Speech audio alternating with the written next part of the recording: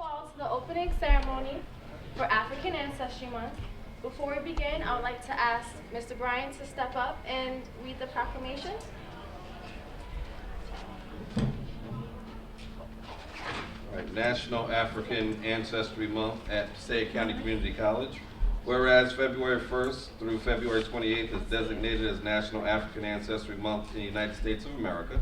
Whereas Passaic County Community College is committed to hosting activities highlighting the history and culture of people of African descent. Whereas the many African American people that have made their home in Passaic County throughout New Jersey and the United States have been helpful in molding social, cultural, and economic life. Whereas the theme for this month is a century of Black life, history, and culture.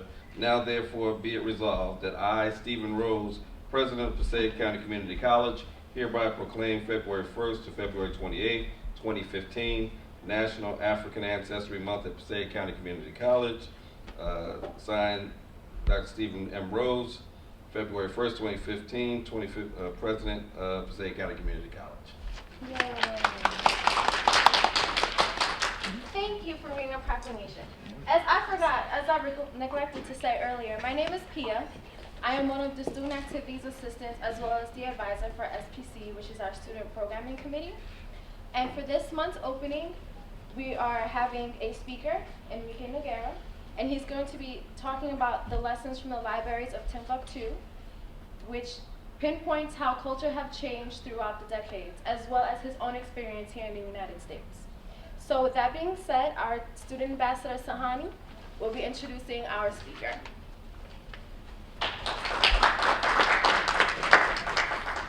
Good afternoon. For those of you who may not know, our speaker, Enrique Noguera, is the EOF administrator for the Educational Opportunity Fund at Passaic County Community College. Mr. Noguera's research focuses on non-traditional youth engagement and social-emotional safety in urban schools. Mr. Noguera is the advisor of PCCC's Gamma Upsilon chapter of Chi Alpha Epsilon National Honor Society and an active supporter of BMLI, the Black Male Leadership Initiate. Outside of PCC, Mr. Noguera directs scholars organizing culturally innovative opportunities, a Saturday civic engagement and college preparatory program that trains Franklin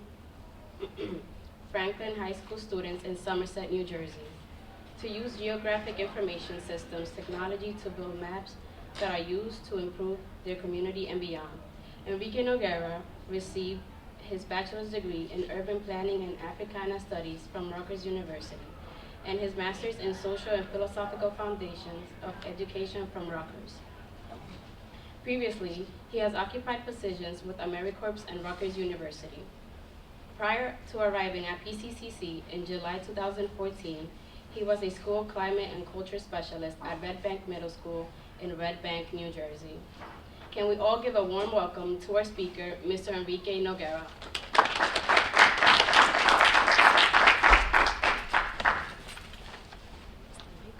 Hello, everybody. Can you guys hear me? Yes. All right, wonderful. Thank you very much for the introduction. It's a pleasure and an honor to be here. I am going to begin by just reading this piece that I put together while I was in college at Rutgers. And I'd actually like to rename my talk officially, What Lies Beneath. It's actually more fitting given the content of what we're going to talk about today. What lies beneath? A tightly woven tapestry of time. All threads are integral in my design. The grand seamstress sews to the pulse of the doom doom. It's a West African girl. Blended to the melodies of Bugsy Sharp and his steel pan. Tick, tick, tick, boom. A carnival of collected cultures are crocheted onto the quilt. Bass clefs bounce with the vibrations as they strum the treble strings to the beat. On the other side, Europe is glued on, not stitched. It robbed and raped my Africa when already it was rich. A Spanish conquistador is drawn in pencil holding a firearm to a great-grandmother's breast, forcing the fornication of colonization and culture. Each pelvic pump bleached black silk and Revlon, each strand of my cosmic connection. My complexion is a daily reminder of its deception.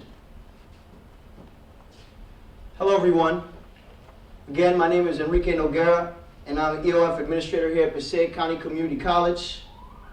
It is a privilege to stand before you today to kickstart Black History Month here at the college, its opening ceremony.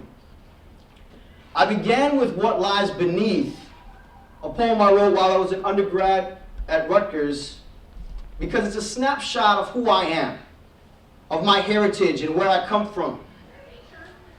On the surface, it explains my physical appearance, why I look the way I do. But on a deeper level, it's a major factor for why I agreed to stand here before you today. Before I begin my talk, I must say that the Black experience in America has been poked and prodded and molded and truncated and watered down and molded so much that for fear of perpetuating a cycle of miseducation and misrepresentation, I would not dare present my rendition of a century of Black life and culture here before you today. I wouldn't be qualified to do that. Even if I was a historian or received my doctorate in Africana Studies, it's impossible to accurately capture the experience or impact made by any group of people in its entirety from one voice in one 30-minute presentation. In other words, the story needs to be shared by many voices, in classrooms, in homes, public fora, all around the world, and it needs to be informed by scholarly, peer-reviewed works in the form of books, articles, and lived experiences. So I decided to use my Black experience in Trinidad and in the United States as a roadmap to guide my presentation. This means that I will jump. I'm going to jump from continent to continent. I'm going to jump from era to era for the sake of time. And this will all happen as I weave my own life's experiences through the narrative. I hope I can answer all your questions at the end of the talk, but it is my mission as today's presenter and as an educator to whet your intellectual appetites so that you leave here wanting more and asking questions about who you are and where you come from. Now, let's begin a more thorough introduction. My name is Enrique Omar Mandela Noguera. Aside from the blood flowing through my veins, my earliest connection to the continent is my middle name, Mandela. Continent of Africa, that is. In 1994, Nelson Mandela became the first president of a free Black South Africa, or free South Africa, period, after spending 27 years in prison resisting apartheid, a race-based system of oppression similar but worse than Jim Crow here in the United States, where Black people were at the bottom of the social hierarchy. Upon assuming role as president, the mastermind that was Mandela was inspired by Mahatma Gandhi and Satyagraha. He adopted peace and reconciliation instead of responding to violence with violence. Now, a question for the audience. Name a popular African-American figure who was also inspired by Gandhi and Satyagraha. Let me see some hands. I'll give you a hint. There's a gigantic statue of him in the hallway. Yes, Martin Luther King Jr., Dr. Martin Luther King Jr. All right, so now as I said, I was named after Mandela, but I was not born in 1994 after he assumed presidency in South Africa. I was born in 1986 when he was still in prison. Back then there was a global movement which was pivotal in bringing down apartheid called divestment. Right? So divestment, so the opposite of investment, right? Investing, putting time into something, putting money into something. Divestment was about pulling resources out.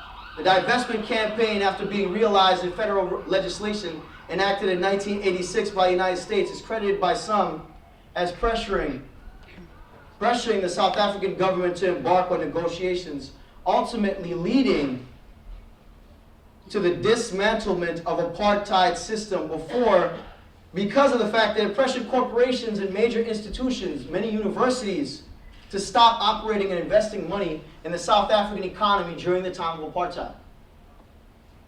All right, so it forced these organizations, it pushed these organizations to stop putting money into the economy. This campaign was broadly backed by a diverse array of activists, including scholars and university students around the world. While my father was at Harvard, he was quite active in the campaign.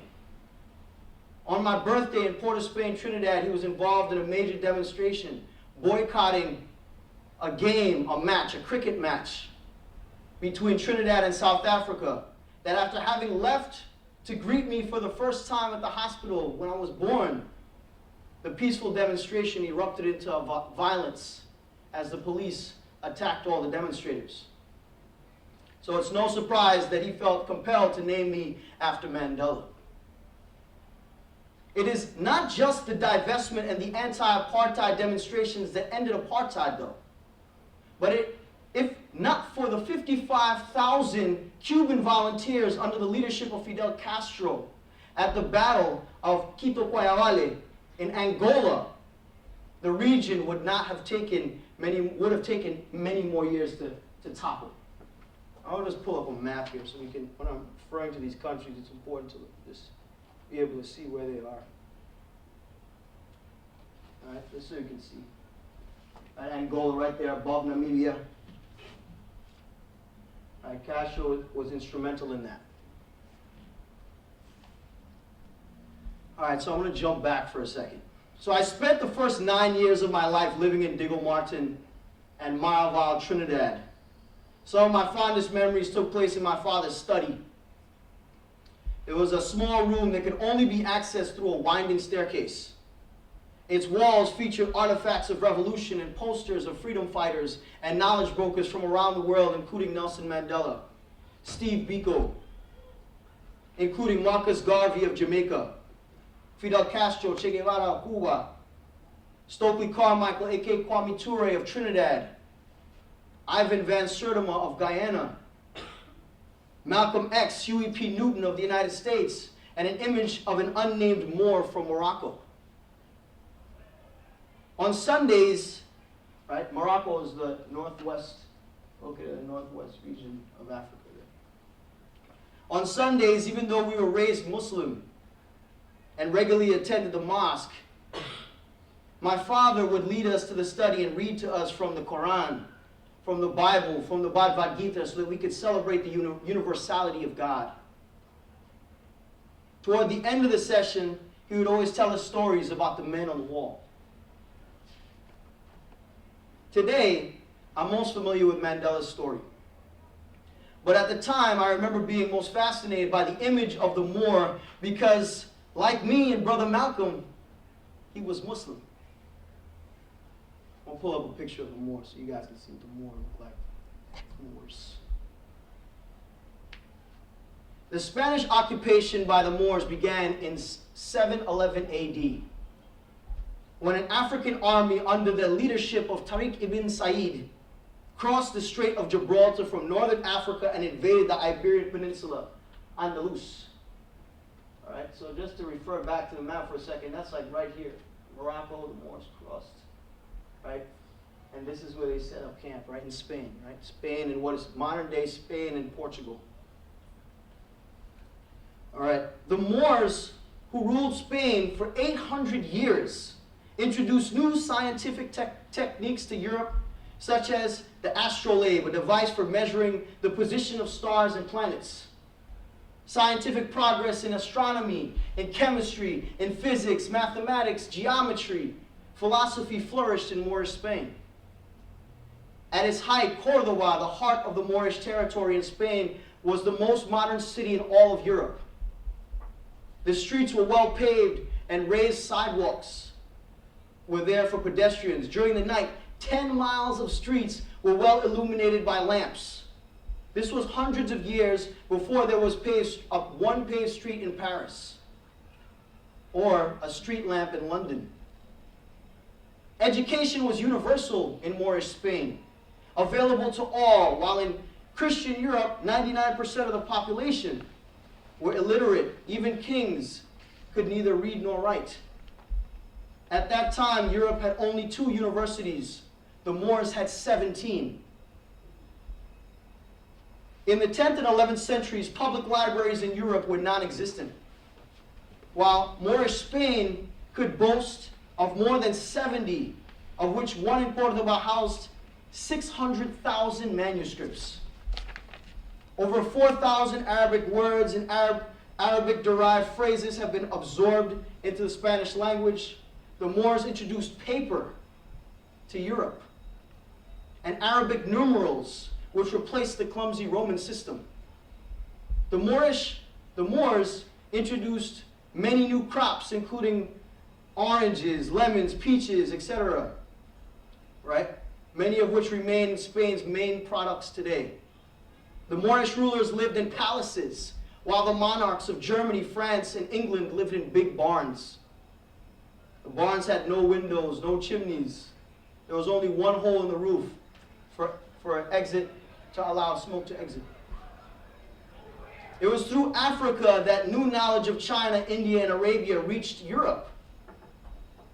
The Moors brought the compass to China, from China into Europe. The Moors ruled the Iberian Peninsula, comprised of modern-day Spain and Portugal, as I said, until 1492, with the fall of Granada. Spanish refer to this period of time as La Reconquista, which is the reconquest. In short, the Moors made tremendous contributions to the world that are still present today. That's right. You may know something about Egyptians, about ancient Egypt, but now you know a little bit something about the Moors, if you didn't already. The message is plain and simple. Black people, descendants of Africans, our history is bright and beautiful, and it begins well before slavery in the Americas. All right, back to my story. On July 27th, 1990, there was an attempted coup d'etat where a fundamentalist Islamic group known as the Muslimin attempted to overthrow the Trinidadian government and take political control of my country.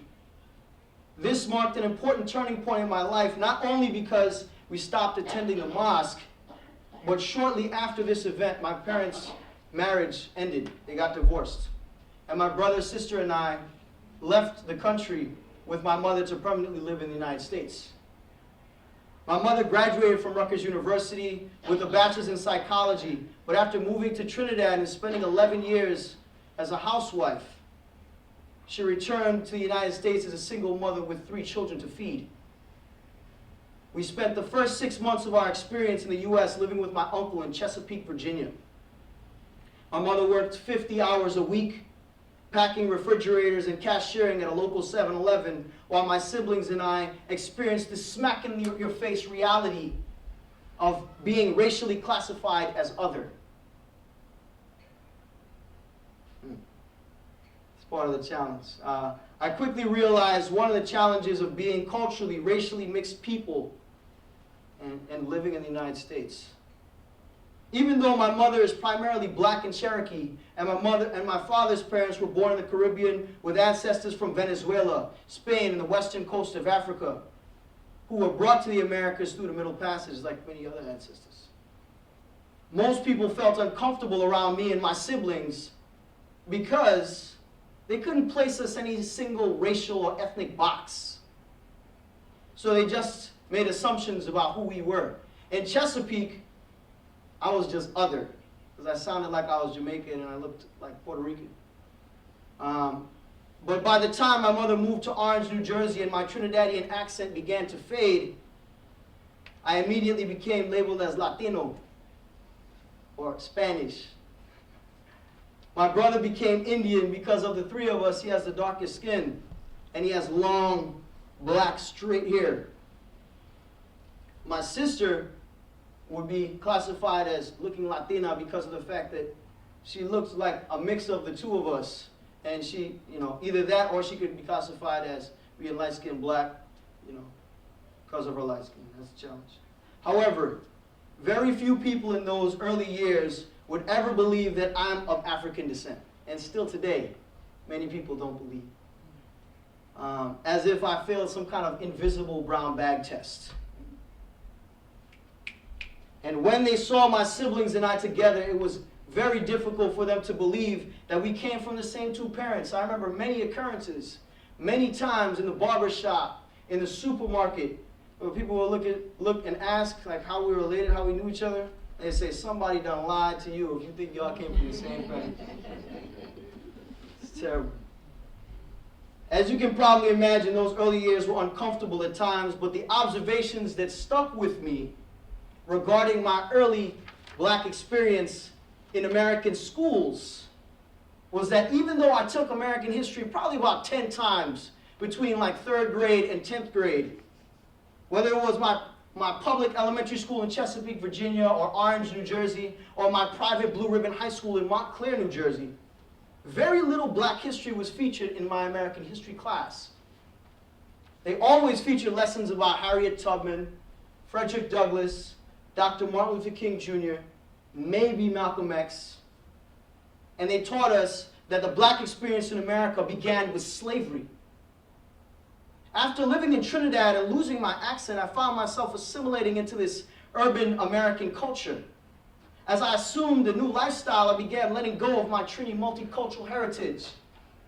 As many of my father's stories drifted from my memory, aside from brief conversations about with disbelieving peers about people like Ivan Van Sertima, who did extensive research demonstrating that Africans came to the Americas before Columbus.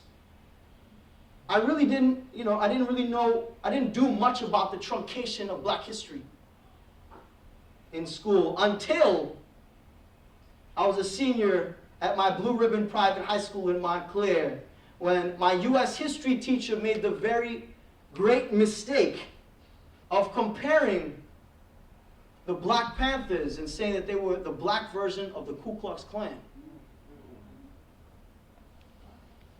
He had an image, apparently he hadn't done much research, but he just had an image of Huey P. Newton, Bobby Seale, and they're holding guns. They got their black leather on, their black berets, and then next to it he had a member of the Klan. At that moment, something inside me stirred, and I imagined the poster of Huey P. Newton on on the wall of my father's study. Almost as if my spirit was attempting to jump out of my body, I jolted to my feet with my curly afro in full effect, and from the back of my history class, I respectfully challenged my professor. Challenged his false claim.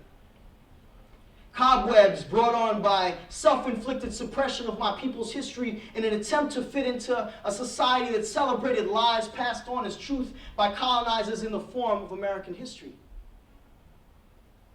At that moment, I woke up. And until the end of the period, I began to rattle off who the Black Panthers really were. While the KKK indiscriminately discriminated against black, some white, every shade between, and were responsible for racially charged lynchings of countless black people in the name of white power and white pride, the Black Panthers were a social service organization that practiced armed self-defense.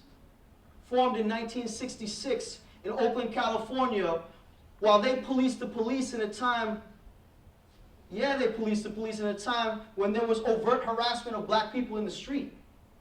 They knew their rights. They ran free breakfast programs and ran for children and community health clinics. How could you make the comparison? I ended my sermon by informing my peers and teacher that I refused to be miseducated.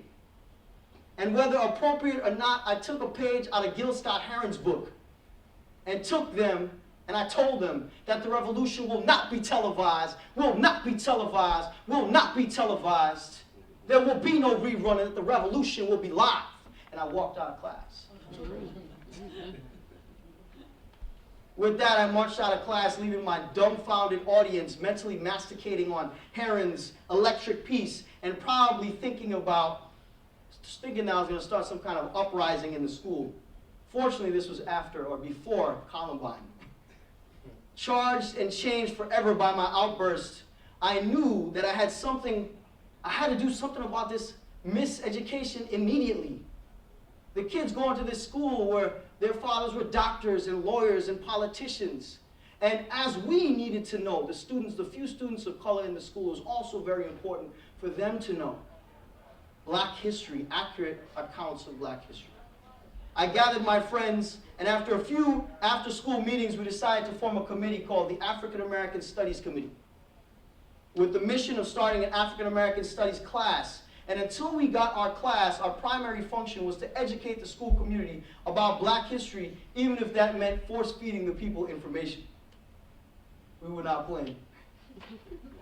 Within a week, we drafted a petition for the class and got it signed by 95% of the student body. We printed a newsletter called The Movement that featured the Black Power Fist as its emblem. The movement served as our major means of educating the students. In accordance with our mission, we featured bios of influential African Americans that we didn't learn about in school, like Kwame Ture, Booker T. Washington, W.E.B. Du Bois, Ella Baker, Angela Davis, Marcus Garvey. We also featured opinion pieces about the state of Black people in America at that time. Our final attempt at providing the people with information came at the end of the week. I signed up to read Martin Luther King Jr.'s I Have a Dream in front of the whole school during this morning meeting. But since I felt bad about only offering my history class an element of Gil Scott-Heron's piece, I instead decided to perform The Revolution Will Not Be Televised with full force in front of the entire student body. At the end of the assembly, silence ensued and everyone in the audience looked shocked. Right? As if, except my colleagues in the balcony who had been working with me the whole time. They knew what the plan was. Right? They smiled and saluted me with fists raised. Moments after walking off the stage, the dean ushered me to the principal's office to explain my actions.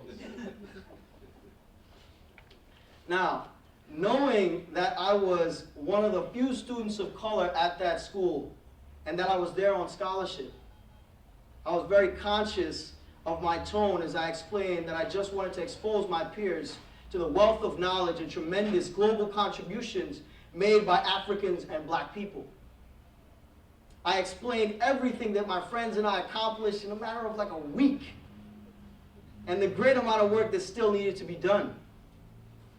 Trying to appeal to the brilliant educator that existed beneath her rough principled exterior.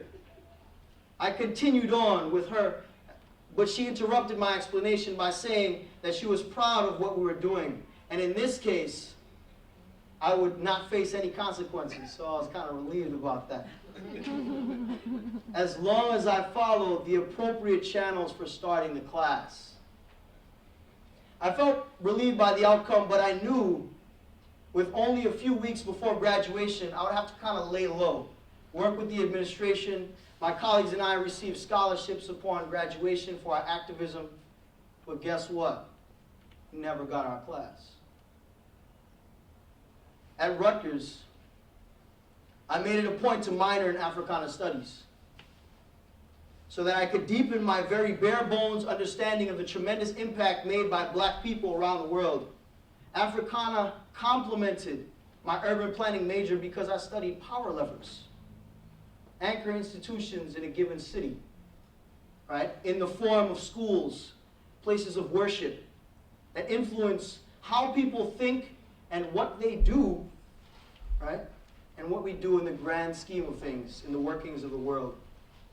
Eventually, I received a master's in education because I realized that it's dangerous when teachers miseducate students about their history and when textbook publishers mask events like Columbus's genocide, the mass killing that began in 1492 as the arrival of civilization, and the discovery of the New World when it was already inhabited by the Caribs and Arawaks and other native groups.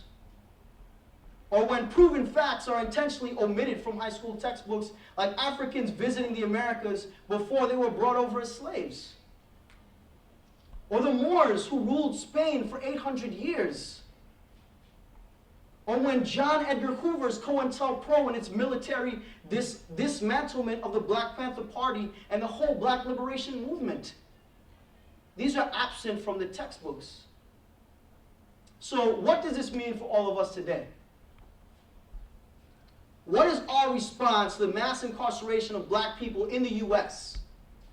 According to the NAACP, the U.S. is 5% of the world's population and makes up 25% of the world's prisoners.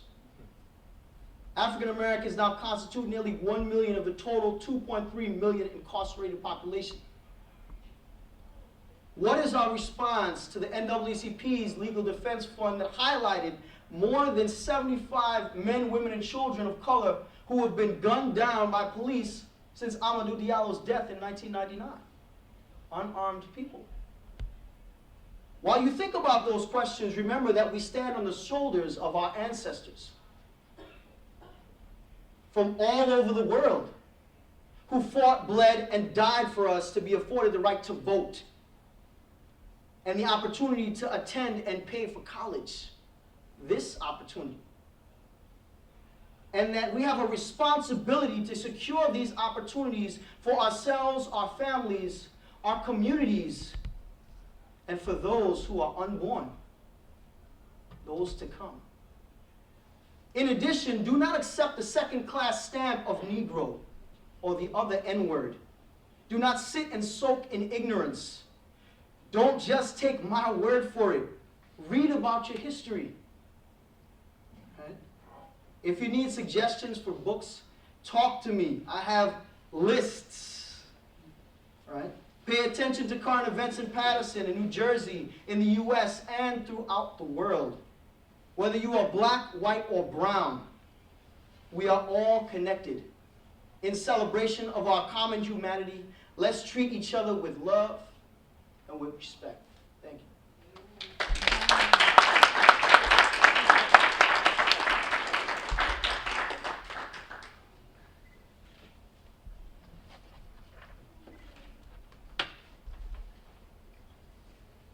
Thank you, Professor Noguera, for enlightening us about the African culture.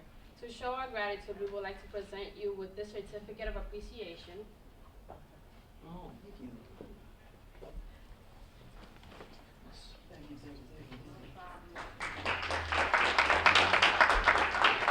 As for the audience, we hope that you all were able to learn something from this presentation. So this will conclude our opening ceremony for African Ancestry Month. We do hope that it was enlightening. It sure was for me. I was able to learn a whole lot from this, and hopefully you guys are able to see a different side to what we thought was African culture here in America.